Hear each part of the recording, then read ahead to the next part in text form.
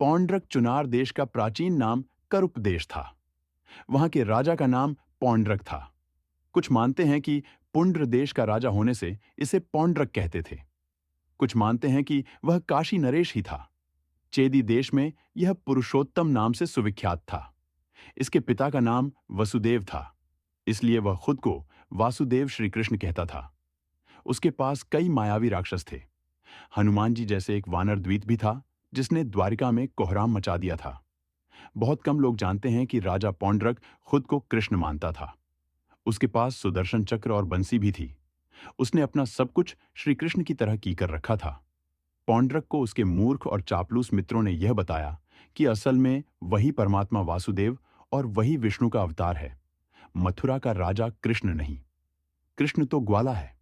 पुराणों में उसके नकली कृष्ण का रूप धारण करने की कथा आती है। राजा पौंड्रक नकली चक्र, शंख, तलवार, मोर मुकुट, कौस्तुभ मणि, पीले वस्त्र पहनकर खुद को कृष्ण कहता था।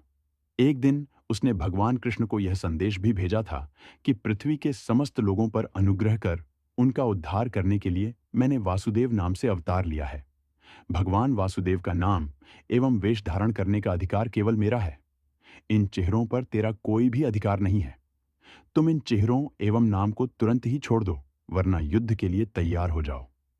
बहुत समय तक श्री कृष्ण उसकी बातों और हरकतों को नजरअंदाज करते रहे। बाद में उसकी ये सब बातें अधिक सहन नहीं हुईं और उन्होंने युद्ध की चुनौती स्वीकार कर ली। युद्ध के मैदान में नाटकीय ढंग से युद्ध भूमि में प्रविष्ट हुए इस नकली कृष्ण को देखकर भगवान कृष्ण को अत्यंत हंसी आई। इसके बाद युद्ध हुआ और पौंड्रक का वध कर श्री कृष्ण पुनः द्वारिका चले गए।